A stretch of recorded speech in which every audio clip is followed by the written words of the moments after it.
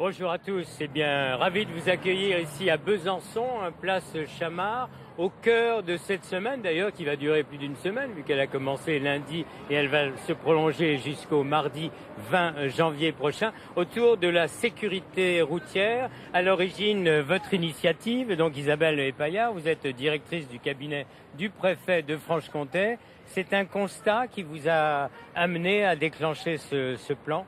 Oui, tout à fait.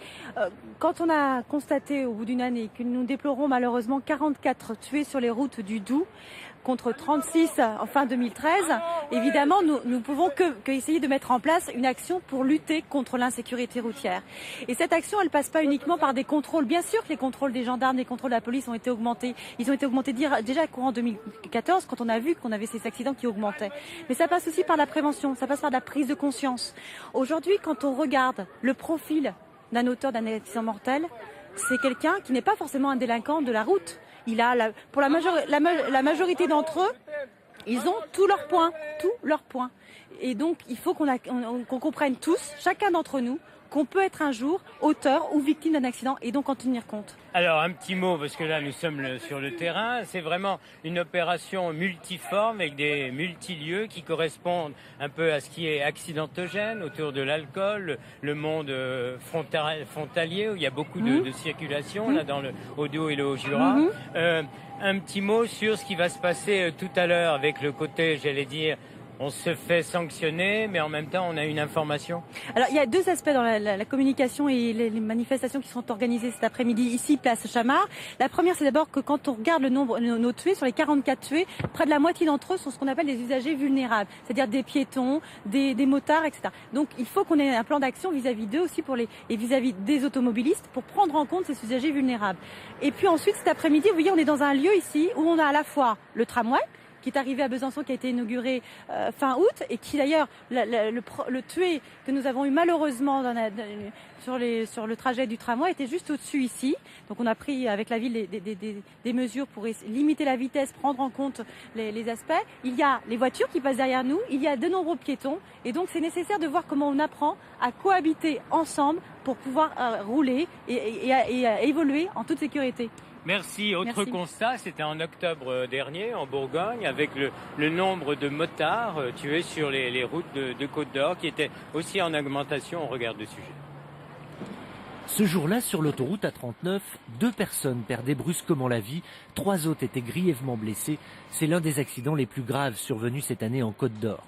Et au quotidien, comme en témoignent les pages faits divers du journal, les collisions s'enchaînent, à tel point que le département totalise 27 morts depuis début janvier, contre 26 pour toute l'année 2013. Et ce sont les motards qui payent le plus lourd tribut, 6 morts en 9 mois, soit 22% des décès, alors qu'ils ne représentent que 2% du trafic. Quand on est un motard, même si on s'équipe, on est toujours plus sensible aux autres conducteurs. Ça a été le cas dans le département avec un motard qui s'est fait percuter par l'arrière par un conducteur sous l'emprise de l'alcool. C'est aussi une pratique qui est concentrée sur les périodes où il fait beau, donc voilà, entre avril et septembre. On sort sa moto alors qu'on n'a pas forcément pratiqué tout le reste de l'année, donc c'est pour ça qu'il faut vraiment rappeler les consignes de sécurité. Dans son atelier de Sombernon, Julien connaît bien le problème. En 2007, ce vendeur et réparateur de moto a subi un très grave accident de la route dont il garde encore les séquelles. Il n'hésite pas à faire de la prévention avec ses clients et surtout à leur rappeler qu'ils sont plus vulnérables que les autres usagers de la route. On n'a pas la même protection, on n'a pas d'airbag, il y a quand même des gilets airbag, il y a 2-3 outils qui nous permettent de nous protéger un peu, mais on est directement sur la route en cas d'accident. Et ça, c'est quand même quelque chose qui est très important à prendre en compte. Il y a beaucoup de gens qui en parlent et qui vont justement se faire un peu de formation sur piste pour apprendre à mieux gérer leur véhicule, apprendre à mieux freiner, mieux rouler. La moto est un plaisir, surtout par beau temps, comme c'est le cas en ce moment. Cela ne doit pas empêcher la prudence et le respect du code de la route. Ces messages, le préfet les répétera lors de la semaine de la sécurité à partir du 8 octobre. Il annonce également un renforcement des contrôles.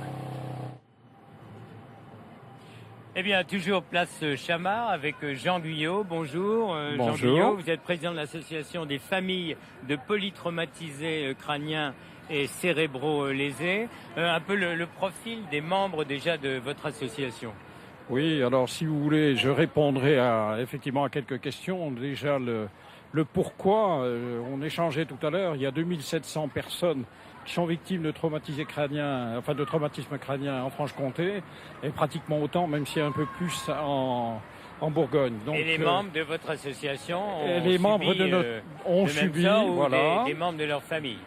Bien souvent des proches, oui. C'est-à-dire des conjoints ou très souvent des enfants, parce que la moyenne d'âge est de 25 ans au niveau de ces traumatismes crâniens. Alors, donc, c'est pas rien. Quoi l'existence de votre association est importante aujourd'hui? Elle est importante, elle s'inscrit aussi, ne serait-ce que dans l'action de prévention, pour essayer de réduire justement ces accidents, de manière à ce qu'on ait de moins en moins, je dirais, d'accidents bien sûr, et de pouvoir réduire toutes les conséquences de ce traumatisme crânien vis-à-vis des personnes. Les conséquences ne sont pas toujours perçues. On l'évoquait là tout de suite avec tous ces excès de vitesse, ces addictions, drogue et alcool. On ne peut pas se contenter d'être passif, donc notre action, le pourquoi, on va dans ce sens-là. Voilà, et il faut dire, ce sont des gens qui témoignent, et c'est important pour eux de témoigner. Alors effectivement, le comment, ce sont essentiellement des bénévoles, c'est-à-dire bien souvent des parents. Ce sont aussi des traumatisés crâniens eux-mêmes qui acceptent volontairement de témoigner, ça c'est super. Et nous avons aussi, comme je dis très souvent, on fait ce qu'on dit ce qu'on fait, c'est-à-dire qu'on a embauché une personne qui est traumatisée crânienne et qui était elle-même en difficulté et qui accepte de témoigner. Voilà, en tout cas, le maître mot, être prudent. Être prudent, effectivement indispensable. Alors le où, on va chez les jeunes, voilà. On va dans les collèges, on va dans les lycées, parce que là, ça nous permet. Merci. On arrive à la fin. Voilà, on était au cœur de cette campagne pour la sécurité routière à Besançon et dans le Doubs. Merci.